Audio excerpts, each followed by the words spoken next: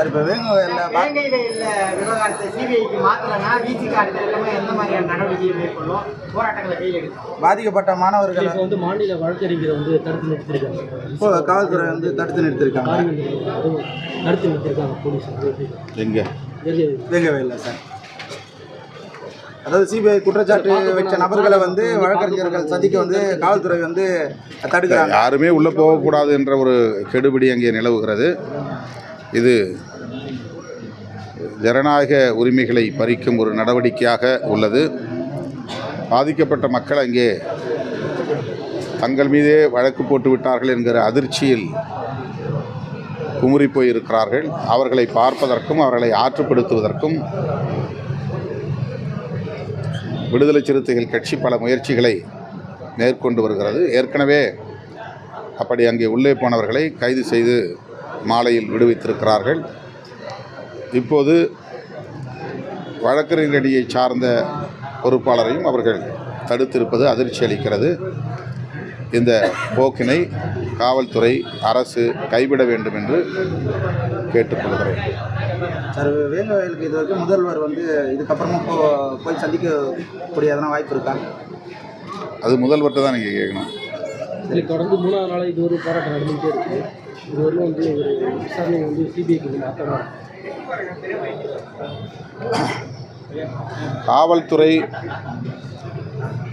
இந்த பிரச்சனையில் தாக்கல் செய்திருக்கிற குற்றப்பத்திரிகை கடுமையான விமர்சனத்திற்கு உள்ளாகி இருக்கிற சூழலில்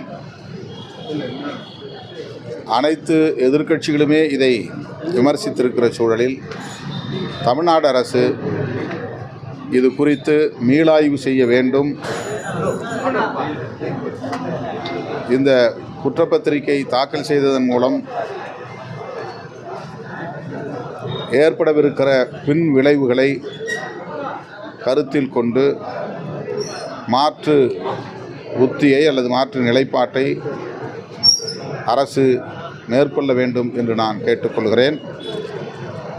தமிழ்நாடு அரசே முன்வந்து இந்த வழக்கை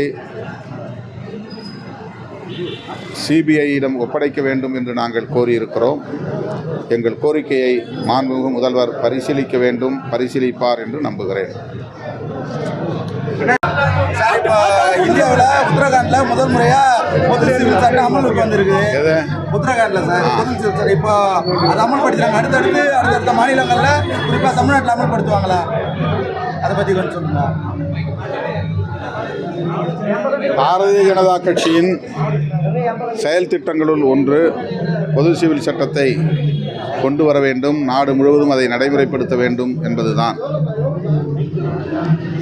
இப்போது அவர்கள் உத்தரகாண்டில் இதை நடைமுறைப்படுத்துகிறார்கள் என்றால் இதை ஒரு சோதனை முன்னோட்டமாக பார்க்கிறார்கள் என்றுதான் கருத வேண்டியிருக்கிறது. அரசமைப்பு சட்டத்திற்கு எதிராக பாரதிய ஜனதா மற்றும் ஆர்எஸ்எஸ் அமைப்புகளை சார்ந்தவர்கள் பல்வேறு சதி முயற்சிகளை செய்து வருகிறார்கள். அதில்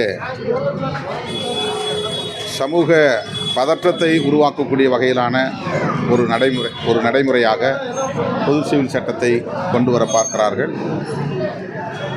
இந்தியாவை மதத்தின் பெயரால் கட்டமைக்க வேண்டும் என்பது அரசமைப்பு சட்டத்திற்கு நேர் எதிரானது. அதற்கான ஒரு அடித்தளமாகத்தான் இதை அவர்கள் செய்ய முயற்சிக்கிறார்கள் என்று நாங்கள் பார்க்கிறோம். இது ஏற்புடையதல்ல.